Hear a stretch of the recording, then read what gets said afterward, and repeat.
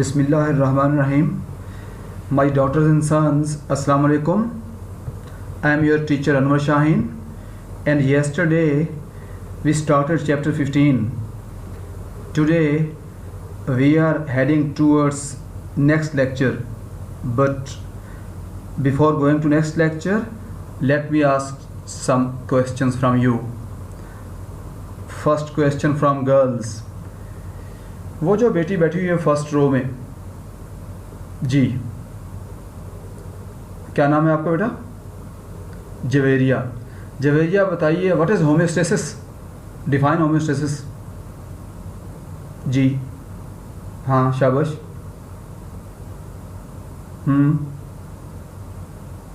Correct, बैठिए।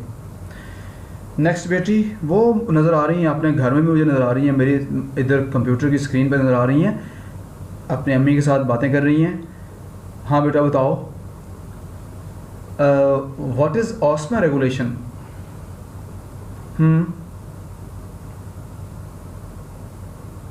शाबाश, ठीक है।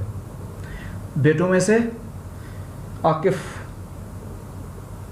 आकिफ जी बताओ, व्हाट इज आइसोटोनिक एनवायरनमेंट?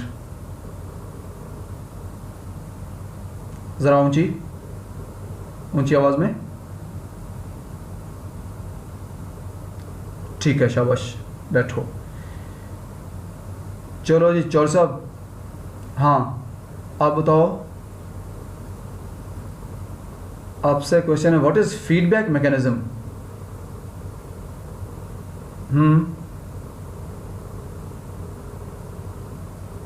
समझ नहीं लग रही? हाँ शाबाश, चलिए ठीक है, चलें जी। चलिए अब हम अपने नेक्स्ट लेक्चर की तरफ जा रहे हैं, और ये है osmo regulation in plants. Long question भी बोर्ड में आ चुका है, और इसमें से कोई एक आधी डेफिनेशन शॉर्ट क्वेश्चन की शक्ल में भी आपसे पूछ सकते हैं। तो ऑस्मो रेगुलेशन का मतलब आप सबको आता है, to maintain the amount of water and salts, पानी और नमकियात के बैलेंस को मेंटेन रखने को ऑस्मो रेगुलेशन। तो 3 तरह के प्लांट्स हैं बेसिकली एनवायरनमेंट के हिसाब से। Hydrophytes, these are the aquatic plants, the plants which live in water, which grow in aquatic environment, जो पानी में पाए जाते हैं। और इसकी एग्जांपल किसी को आती होगी, वाटर लिली इसकी एग्जांपल है। तो इन प्लांट्स में प्रॉब्लम इनको क्या है पानी के हवाले से, अपने माहौल में, क्योंकि पानी में है, इनका प्रॉब्लम है there is flooding of cells in fresh water, यानी फ्रेश वाटर। तो बताइए फ्रेश वाटर क्या होता है?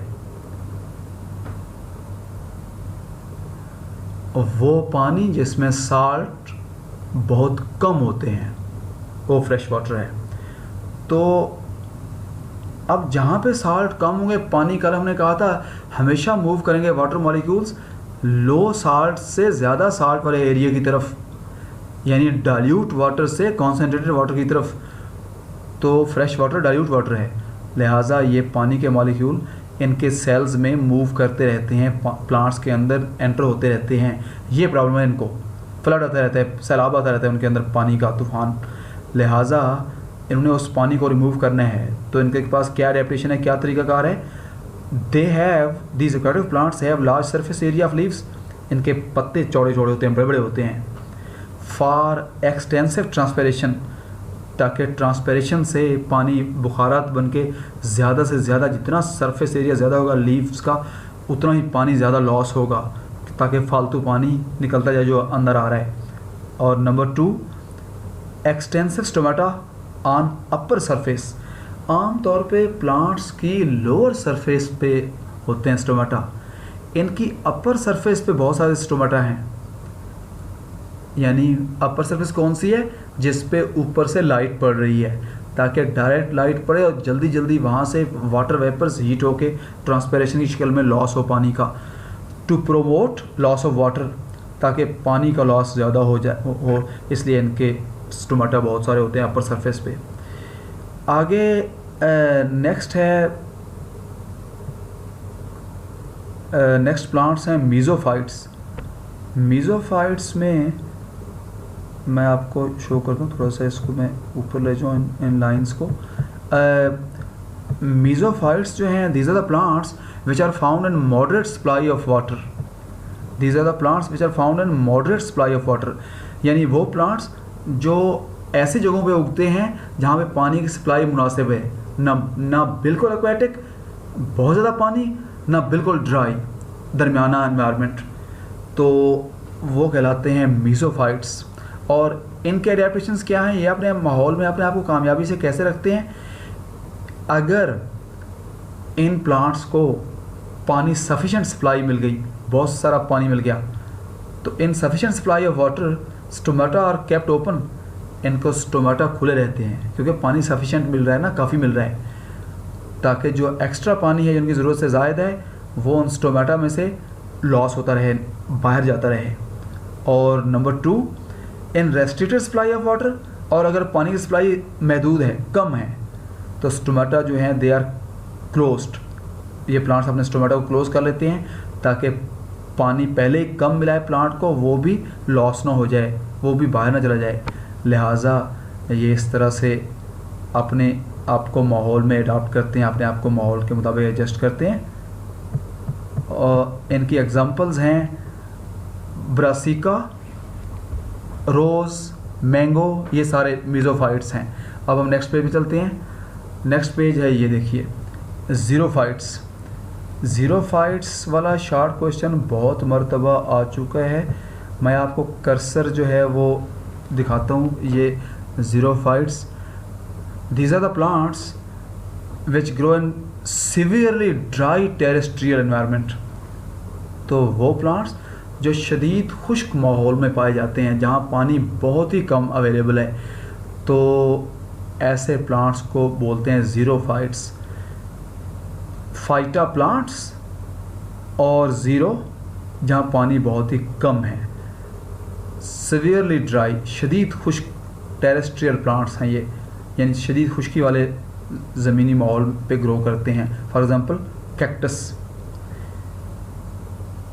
तो ये क्या करते हैं, क्योंकि बहुत खुश्क माहौल में पाए जा रहे हैं, इनको पानी की कमी का शदीद मसला है, तो ओवरकम कैसे करते हैं उस कमी वाले मसले पे, इनके कुछ फीचर्स हैं, ये लाजमी याद कीजिएगा ये सारे। ये these plants have small thick leaves, इनके पत्ते छोटे छोटे होते हैं ताकि सरफेस एरिया ज़्यादा ना हो, पानी ज़ाया ना हो जाए, पानी पहले बहुत कम है इन प्लांट्स में। और थिक हैं लीव्स, मोटे मोटे पत्ते हैं, और इसका भी फ़ायदा यही है कि पानी लॉस नहीं होता, reduce water loss. Number 2, they have cuticle, they have thick cuticle, इनकी क्यूटिकल जो थिक होती है, इन लीव्स के ऊपर वैक्स की बनी हुई, लिपिड्स की बनी हुई, चिकनाई की बनी हुई, लेदरी लचकदार सी लेयर होती है इनके ऊपर जो पानी को ज़ाया नहीं होने देती। नंबर 3, इनके जो स्टोमेटा हैं on lower surface of leaves, अभी हमने कहा था जो पानी में प्लांट्स थे उनके अपर सरफेस पे थे, इनके लोअर सरफेस पे हैं। और लोअर सरफेस होने का फ़ायदा क्या है कि डायरेक्ट सनलाइट नहीं पड़ती ना, पत्ते की वो साइड जो इस पर धूप पड़ रही है वो नहीं, उसकी जो निचली साइड है शेड वाली, छाँव वाली, वहाँ स्टोमेटा होते हैं ताकि पानी का लॉस कम हो, डायरेक्ट धूप ना पड़े। और number 4, stomata located in depressions, और इनके स्टोमेटा जो हैं वो भी गढ़ों के अंदर छुपे हुए हैं, एक तो लोअर सरफेस पे हैं और लोअर सरफेस पे भी बिल्कुल ऊपर नहीं है, अंदर छुपे हुए हैं ताकि पानी का लॉस कम हो। और these plants shade there leaves during dry season two stop transpiration. तो ये जब शदीद खुशी का मौसम आता है, पानी माहौल में बहुत ही कम है, तो ये अपने पत्तों को गिरा देते हैं ताकि पत्ते होंगे नहीं तो ट्रांसपिरेशन नहीं होगी, और लॉस वाटर बहुत ही कम अवेलेबल है, मिल नहीं रहा पानी, तो जो थोड़ा बहुत बॉडी के अंदर है वो लॉस ना हो जाए, इसलिए पत्तों को गिरा देते हैं। अब पत्ते गिरा दिए तो फोटोसिंथेसिस वाला मसला कैसे होगा फिर? इनमें ये देखिए, their stems are green and photosynthetic, इनके स्टेम भी ग्रीन होते हैं, सब्ज़ होते हैं, और उनमें फोटोसिंथेसिस होती रहती है।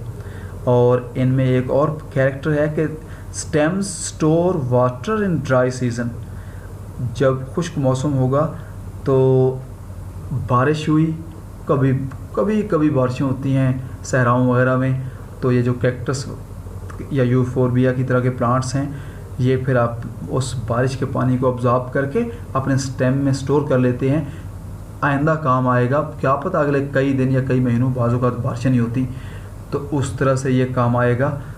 अब मैं आपको अगला ये दिखाता हूँ। ये हमारा टॉपिक कंप्लीट हो गया हुआ है ऑस्मो रेगुलेशन इन प्लांट्स। तो वहाँ हमने थोड़ा सा एक्सप्लेन किया है हाइड्रोफाइट्स को, थोड़ा सा मीज़ोफाइट्स को और थोड़ा सा ज़ीरोफाइट्स को। बहुत ही आसान क्वेश्चन, किसी बच्चे को यहाँ से इन तीनों में से कोई शॉर्ट क्वेश्चन आ गया या ये तीनों मिलकर एक लॉन्ग क्वेश्चन आ गया, उसको और क्या चाहिए बोर्ड में अगर ऐसा क्वेश्चन आता है तो। अगला लॉन्ग क्वेश्चन है हमारा ऑस्मो रेगुलेशन इन एनिमल्स।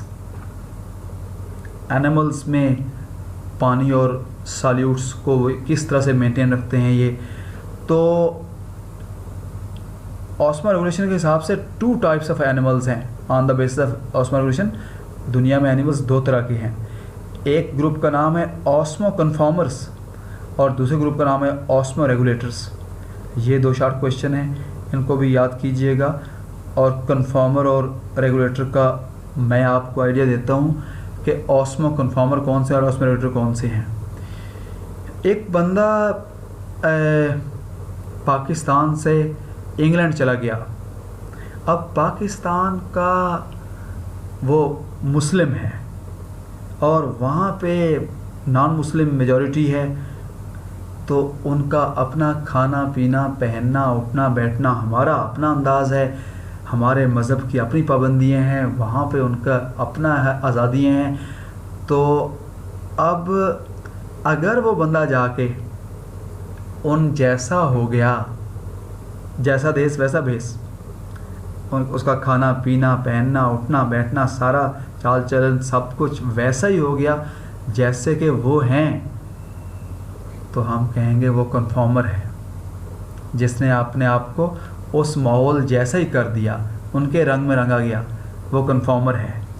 और अगर उसने अपने आप पे ज़ब्त रखा, रेगुलेट किया, अपने आप पे काबू रखा, अपने आप को कंट्रोल किया कि मैं जैसा हूँ वैसा ही रहूँगा, उस माहौल जैसा मैंने नहीं होना, ना ही वो खाना है जो वो खाते हैं, जो मेरा तरीक़ाकार था, जो मेरा नेचुरल हैबिटेट था, जो मेरा खाना पीना था, पहनावा था, मैं वही करूं।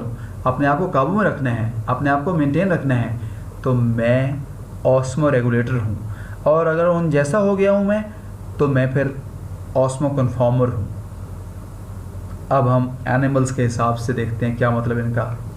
तो जो ऑस्मो कन्फॉर्मर्स होते हैं, these animals keep body fluids isotonic to environment. इनका जो बॉडी फ्लूइड है, यानी इनका ब्लड है, इनके ब्लड के अंदर, इनके बॉडी के अंदर जो साल्ट की अमाउंट पाई जाती है, अगर वो अपने आप को माहौल जैसा कर लेते हैं, देखिए आइसोटोनिक, सेम टू एनवायरनमेंट, माहौल जैसा कर लेते हैं अपनी बॉडी को, बॉडी के माहौल को, तो दे आर ऑस्मो कन्फॉर्मर्स। लिहाजा they do not require actively to adjust internal osmotic state. तो अंदर के जो ऑस्मोटिक स्टेट है, पानी नमकियात का जो अमाउंट है, उनको एडजस्ट करने की ज़रूरत नहीं है कि अपने आप को मेंटेन रखें, रेगुलेट करें, ज़ब्त करें, कंट्रोल करें, नहीं। जब अपने आप को कारी माहौल जैसा लिया है, आइसोटोनिक हो गए हुए हैं, तो फिर कोई प्रॉब्लम नहीं है। एक्टिवली का मतलब इस पे एनर्जी खर्च करने की ज़रूरत नहीं है बॉडी को, कि अपने आप को मेंटेन करते फिरें कि मैंने ये नहीं खाना, ये नहीं करना, वो नहीं पहनना, ऐसा नहीं होना, ऐसा नहीं होना, बस माहौल जैसे ही हो गए हैं तो फिर कोई प्रॉब्लम नहीं है। तो ऐसे एनिमल्स को ऑस्मो कन्फॉर्मर्स कहते हैं। और एग्जांपल्स, मोस्ट मरीन इनवर्टिब्रेट्स, समुद्रों में पाए जाने वाले ज़्यादातर जो इनवर्टिब्रेट्स हैं, दे आर ऑस्मो कन्फॉर्मर्स। अब आइए दूसरे कॉन्सेप्ट की तरफ, ऑस्मो रेगुलेटर्स। ये वो हैं जिन्होंने अपने आप को बचा के रखना है, माहौल जैसा नहीं होना, जैसे ये खुद थे वैसे ही रहेंगे, माहौल के रंग में नहीं रंगे जाना। तो इनको हम कैसे डिफाइन करेंगे? These are the animals, body fluid concentration of these animals is noticeably different from environment. इनके बॉडी के अंदर जो फ्लूइड यानी इनका जो ब्लड है उसके अंदर जो कॉन्सेंट्रेशन अमाउंट पाई जाती है किसकी, नमकियात वगैरह की, इज़ नोटिसेबली डिफरेंट फ्राम एनवायरनमेंट। माहौल से बिल्कुल मुख्तलिफ है, माहौल और तरह का है। मिसाल के तौर पे एक फ़िश है समंदर में पाई जाती है। अब समंदर का पानी जो है नमकीन है और फ़िश के अंदर जो एनवायरनमेंट है वो नमकीन नहीं है, नमकियात कम है फ़िश के अंदर। तो ये दोनों का फ़र्क है। अब ये फ़िश ऑस्मो रेगुलेटर रहेगी, यानी इसने अपने आप को काबू में रखना है कि इसके अंदर साल्ट कम है। इर्द गिर्द जिस पानी में पाई जाती है समंदर के पानी में, वहाँ नमकियात बहुत ज़्यादा हैं, तो इसके बॉडी के अंदर नमकियात ज़्यादा नहीं होने चाहिए, जो हैं वही रहें। तो इसने अपने आप को मेंटेन करना है, इसने आप रेगुलेट करना है, कंट्रोल करना है। तो क्या करेगी फिर ये एनिमल्स क्या करेंगे, actively adjust internal osmotic state. अंदर का जो पानी नमकियात का लेवल है उसको एक्टिवली एनर्जी खर्च करके ज़बरदस्ती एडजस्ट करते रहेंगे, रेगुलेट करते रहेंगे, कंट्रोल करते रहेंगे कि ये माहौल जैसा ना हो। समंदर का जो साल्ट हैं वो ये ना हो कि समंदर इस फ़िश के अंदर आ जाए, उसके सारा माहौल ही डिस्टर्ब हो जाए। तो ये अगर आता भी है समंदर से इनकी बॉडी में एंटर होते रहते हैं नमकियात, ये साथ ही साथ निकालती रहेगी ताकि अंदर का माहौल इसका उस तरह का ना हो जैसे समंदर का है। तो लिहाजा ये हम कह रहे हैं कि दे डिस्चार्ज यानी they remove excess water in hypotonic environment. अगर एनवायरनमेंट हाइपोटोनिक है, हाइपोटोनिक एनवायरनमेंट का आपको पता है जहाँ पे नमकियात बहुत कम होते हैं, जैसे दरियाओं का पानी, वहाँ पे कोई फ़िश रह रही है तो वहाँ पे क्या होगा मसला, दरिया का पानी हाइपोटोनिक है और फ़िश में नमकियात बाहर दरिया के पानी निस्बतन ज़्यादा हैं। तो फिर अब ये पानी ज़्यादा से कम की तरफ आएगा, यानी कम गाढ़ा दरिया का पानी है और ज़्यादा गाढ़ा फ़िश के अंदर का है। तो वो पानी अब फ़िश के अंदर आएगा तो वो क्या करेगी, डिस्चार्ज करेगी, रिमूव करेगी फालतू पानी को जो उसके अंदर आता रहता है, उसको बाहर निकालती रहेगी ताकि उसके अंदर का माहौल डिस्टर्ब ना हो। और अगर समंदर में है तो समंदर में से साल्ट अंदर आएंगे फ़िश के अंदर, अब उन साल्ट्स को बाहर निकालने की कोशिश करती रहेगी ऐसे माहौल में। तो एक्सक्रीट साल्ट इन हाइपरटोनिक एनवायरनमेंट, हाइपरटोनिक में साल्ट निकालती रहती है फ़िश और हाइपोटोनिक में दरियाई पानी में पानी अंदर आता है फ़िश के अंदर, उसको निकालती रहती है इस ताकि अपने आप को ऑस्मो रेगुलेट कर सके, कंट्रोल कर सके। तो ये हो गया जी 2 शॉर्ट क्वेश्चन, बड़े ज़बरदस्त, ऑस्मो कन्फॉर्मर और रेगुलेटर। फिर भी प्रॉब्लम नहीं है इनमें, आसान है, मैंने आपको कॉन्सेप्ट दे दिया हुआ है। फिर भी प्रॉब्लम हो मुझसे पूछ लीजिएगा, मैं फिर बता दूंगा आपको। अब हम जा रहे हैं नेक्स्ट आगे इस पेज के अगले हिस्से की तरफ। तो osmo regulation in marine environment. अब समंदर में पाए जाने वाले एनिमल्स को क्या क्या मसाइल हैं और अपने आप को रेगुलेट कैसे करते हैं। तो समंदर के माहौल में हम पहली बात करेंगे, most marine invertebrates osmo conformers हैं। समंदर में पाए जाने वाले, ये एमसीक्यू भी हो सकते हैं, ज़्यादातर जो इनवर्टिब्रेट्स होते हैं, इनवर्टिब्रेट्स का पता है ना, इनवर्टिब्रेट्स जिनमें बैकबोन नहीं होती, रीढ़ की हड्डी नहीं होती। तो एग्जांपल्स वो जो चैप्टर 10 का वो पहला हिस्सा सारा आप पढ़ते गए, वो जी फ्लाफाइलम और पोरीफेरा और सिलेंट्रेटा और नीमाटोडा और एनालिडा और आर्थ्रोपोडा और मोलस्का, ये सारे इनवर्टिब्रेट्स हैं। They are most of them are osmoconformers. तो ऑस्मो कन्फॉर्मर जो अपने आप को माहौल जैसा करने की कोशिश करते रहते हैं, लिहाजा उनको कोई प्रॉब्लम नहीं है। जब माहौल जैसे हो जाएंगे फिर कोई प्रॉब्लम नहीं है उनको। नंबर 2, समंदर के अंदर जो वर्टिब्रेट्स हैं, अमंग द वर्टिब्रेट्स, ये वाली फ़िश, हैग फिश, आपने चैप्टर 10 में पढ़ा फर्स्ट ईयर में, they are isotonic to the environment. अब ये हैं ही आइसोटोनिक, माहौल जैसे ही हैं, तो दे आर ऑस्मो कन्फॉर्मर्स। मतलब ये आइसोटोनिक का मतलब दे आर ऑस्मो कन्फॉर्मर्स, माहौल जैसे हो गए, लिहाजा इनको ऑस्मो रेगुलेशन का कोई प्रॉब्लम नहीं है। ऑस्मो रेगुलेशन का प्रॉब्लम है यहाँ से जिन एनिमल्स की, जिन फिश की बात यहाँ से करेंगे, मोस्ट कार्टिलेजिनस फिशेस, हमने चैप्टर 10 में कार्टिलेजिनस फिश और बोनी फिश की बात की थी, जिनमें बाकायदा बोन नहीं है, नरम हड्डी जैसी चीज़ है, हड्डी नहीं है बाकायदा, तो वो कार्टिलेजिनस फिशेस हैं। तो वहाँ पे हमने, आपको याद होगा, शार्क की बात की थी, तो वो कार्टिलेजिनस फिशेस हैं। तो ये आप कैसे ऑस्मो रेगुलेट करते हैं? अब ये क्या करते हैं, समंदर में हैं, याद रहे समंदर के पानी जो है वो साल्टी वाटर है, नमकियात बहुत ज़्यादा हैं। तो अब ये क्या करते हैं, they maintain lower salt level than sea water. ये कोशिश करते रहते हैं कि इनके जिस्म के अंदर साल्ट की अमाउंट कम रहे समंदर की निस्बत।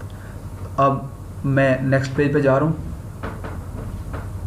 ये आपको अब दिखाता हूँ, इसी की बात को हम आगे लेके जा रहे हैं। ये हमने उसका मैकेनिज़्म बयान कर दिया है। तो फिर ये क्या करते हैं, ऐसी फ़िश जो कार्टिलेजिनस है, जैसे शार्क है, सपोज़ ये एक शार्क है, इसके अंदर ये फिर अपने आप को, मैंने कहा है कि अभी हमने लास्ट सेंटेंस देखा था कि अपनी बॉडी में साल्ट को कम रखने की कोशिश करते रहते हैं। क्या करते हैं, जो ही साल्ट वाटर समंदर का पानी अंदर आया, दियर किडनीज, इनकी जो किडनी है ये पड़ी हुई है, तो इनकी किडनीज जो हैं दे एक्सक्रीट सम साल्ट्स, तो कुछ साल्ट को तो इनकी किडनीज बाहर निकालती रहती हैं बॉडी से, ताकि इनका साल्ट, जो बॉडी के अंदर साल्ट हैं उनको लो हो जाए amount as compare to the amount of salt in sea. समंदर के अंदर की निस्बत फ़िश के अंदर साल्ट काफ़ी कम होने चाहिए, तो ये अपनी बॉडी सॉल्ट को बाहर रिमूव करते रहते हैं, इनकी किडनीज। नंबर 2, इनके गिल्स, ये इनके गिल्स क्या करते हैं, remove some salts from blood and remove outside, salt को ब्लड से निकाल के और बॉडी से बाहर रिमूव करते रहते हैं।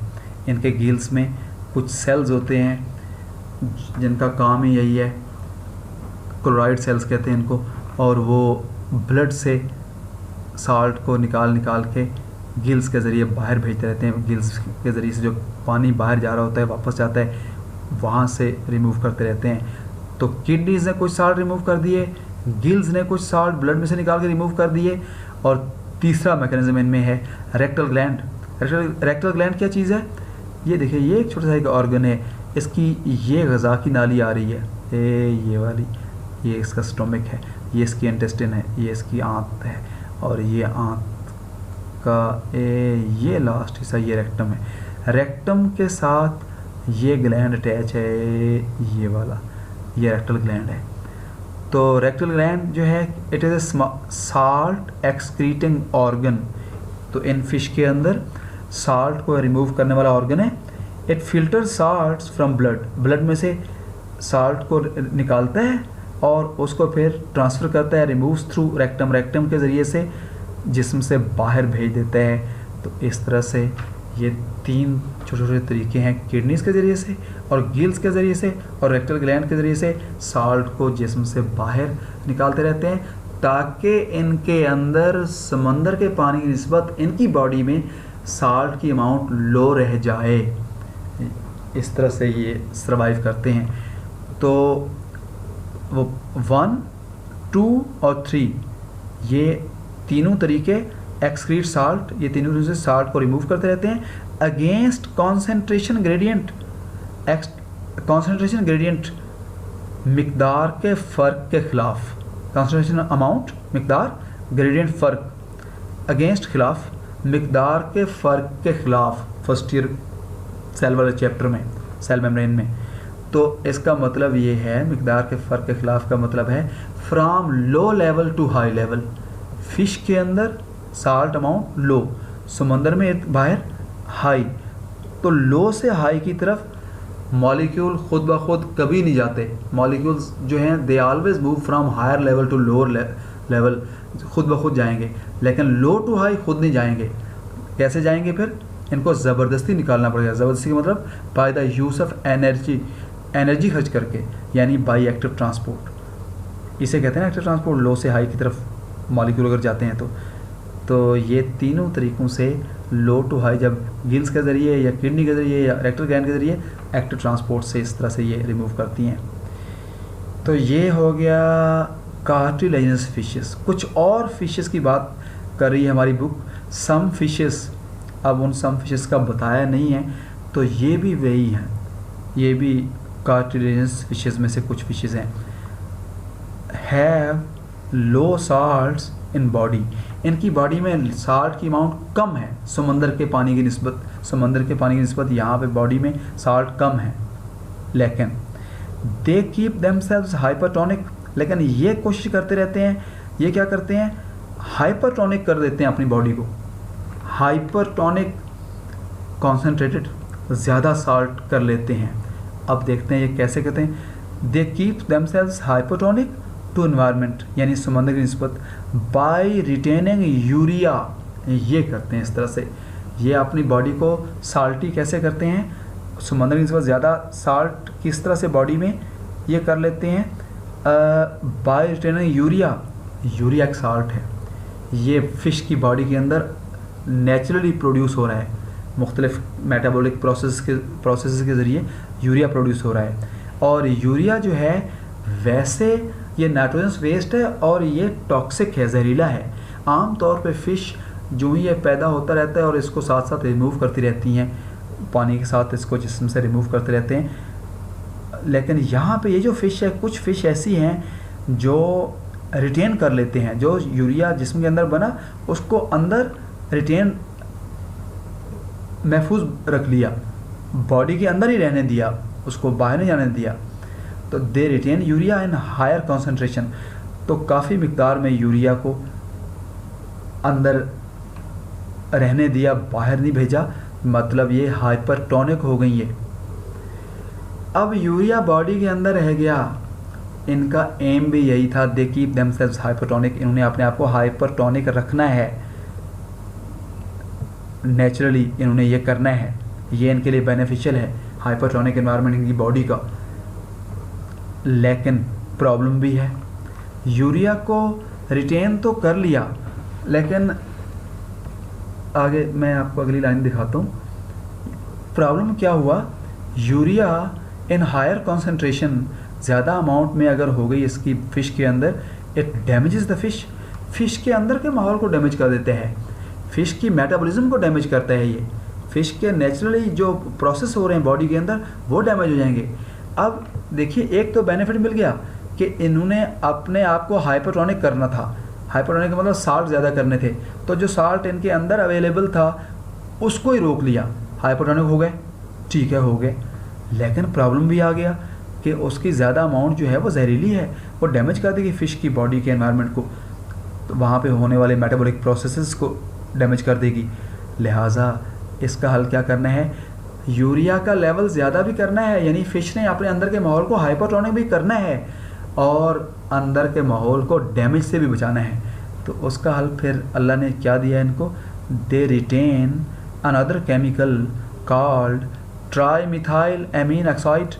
तो ट्राईमिथाइल एमीन ऑक्साइड को ये रिटेन कर लेते हैं, ये एक और केमिकल है, ये भी इनकी मेटाबॉलिज्म में अंदर बन रहा है और इसको ये रिटेन कर लेते हैं। आमतौर पे इसको भी रिमूव करते रहते हैं, तो मेटाबॉलिक वेस्ट के तौर पे होता है, लेकिन इसको भी रिटेन कर लिया, रहने दिया जिस्म के अंदर। क्यों रिटेन किया, for protection against damage of urea, तो इसने यूरिया के जहरीले असरात से महफूज करना है फ़िश को, फ़िश की मेटाबॉलिज्म को डिस्टर्ब कर रहा था, डिस्ट्रॉय कर रहा था यूरिया। तो ये जो ट्राईमिथाइल एमाइन ऑक्साइड है ये फिर यूरिया के जहरीले असर को कम करता है, तो ये जो डैमेज कर रहा था मेटाबॉलिज्म को उससे बचा के रखता है ये। इस तरह से फ़िश ने अपने आप को हाइपरटोनिक भी कर लिया, साल्ट भी ज़्यादा कर लिया यूरिया रोक के, और यूरिया के जहरीले असर से भी बचा लिया ट्राईमिथाइल एमाइन ऑक्साइड को रोक के। इस तरह से ये फ़िश इस तरह से गुजारा करते हैं समंदर के अंदर। आखिरी बात है बोनी फिशेस, आज के लेक्चर की लास्ट बात है बोनी फिशेस। तो जिनमें बाकायदा बोन है, तो ये डिसेंडेंट हैं, ये औलाद हैं। फ्रेश वाटर एंसेस्टर्स मतलब ये कि समंदर में जो बोनी फिश है, ये इनके एंसेस्टर्स, इनके पेरेंट्स फ्रेश वाटर से यानी दरियाओं से माइग्रेट करके समंदर में आए थे पहली मरतबा, और फिर समंदरों के होकर रह गए। दियर एंसेस्टर्स इन फ्रेश वाटर वहाँ पे पाए जाते थे, बट लेटर बाद में बिकेम मेरीन, समंदरों में माइग्रेट करके आए दरियाओं के पानी के ज़रिए से। दरिया का पानी जब वहाँ पहुँचा वहीं, और अब फिर वापस नहीं गए, वहीं के होके रह गए समंदर के। अब मैं इसका मैकेनिज़्म आपको दिखाता हूँ इस डायग्राम से। तो ये देखिए, अब ये एक फ़िश है, ये हाइपोटोनिक है जो दरियाओं से आई थी। अब यहाँ पे जब आके समंदर की होके रह गई, तो ये इसके इर्द गिर्द का एनवायरनमेंट, समंदर का पानी हाइपोटोनिक है, यानी साल्ट ज़्यादा है। इस फ़िश के अंदर समंदर की निस्बत कुदरती तौर पे नमकियात कम है। तो बताइए पानी कहाँ से कहाँ जाएगा? हाइपोटोनिक टू हाइपोटोनिक या हाइपोटोनिक टू हाइपोटोनिक? हमेशा हाइपोटोनिक से हाइपोटोनिक की तरफ जाता है। जिस तरफ नमक ज़्यादा होगा पानी उस तरफ जाएगा, ये देसी टोटका याद रखिएगा। तो यहाँ पे नमक कम है और समंदर के पानी में साल्ट ज़्यादा है, तो फ़िश का पानी बाहर जाएगा। तो ये हमने नंबर 1 पे लिख दिया, this fishes constantly lose water from hypotonic body to hypotonic environment. इनकी बॉडी हाइपोटोनिक है, वहाँ साल्ट कम है, यानी पानी कम गाढ़ा है, इनका पानी बाहर जाता रहता है। अब क्योंकि इनका पानी जिस्म से निकलता रहता है मुख्तलिफ ज़रियों से, यहाँ से गिल से निकलता रहता है और फिर इनकी बॉडी सरफेस से निकलता रहता है, लिहाजा पानी की कमी हो जाती है इनमें। अगर इस तरह पानी जिस्म का निकलता रहा तो फिर ये पानी की कमी को पूरा करने के लिए नंबर 2 पे आ जाइए, they compensate loss of water by drinking sea water. अब जो पानी कम हो गया, लॉस हो गया, इनके जिस्म से निकल गया, अब उसके कमी पूरी करते हैं, कॉम्पनसेट करते हैं बाय ड्रिंकिंग सी वाटर। ये समंदर का पानी पी लेते हैं ये फिशेस। अब समंदर का पानी पी लिया, समंदर का पानी अंदर आ गया इनकी बॉडी में। अब पानी की कमी तो पूरी कर ली, अब अपने जो लॉस हो गया था उसकी वो कमी पूरी कर ली पानी पी के। अब समंदर का पानी अंदर तो आ गया, लेकिन समंदर का पानी तो साल्टी है। इनकी बॉडी हाइपोटोनिक थी, बाहर समंदर का माहौल हाइपरटोनिक था, तो अब हाइपरटोनिक हो गया माहौल जब समंदर का नमकीन पानी अंदर आया, प्रॉब्लम आ गया। ऐसा नहीं होना चाहिए। बॉडी जो नेचुरल इनकी एनवायरनमेंट है बॉडी के अंदर की, वो हाइपोटोनिक है, हाइपोटोनिक रहनी चाहिए।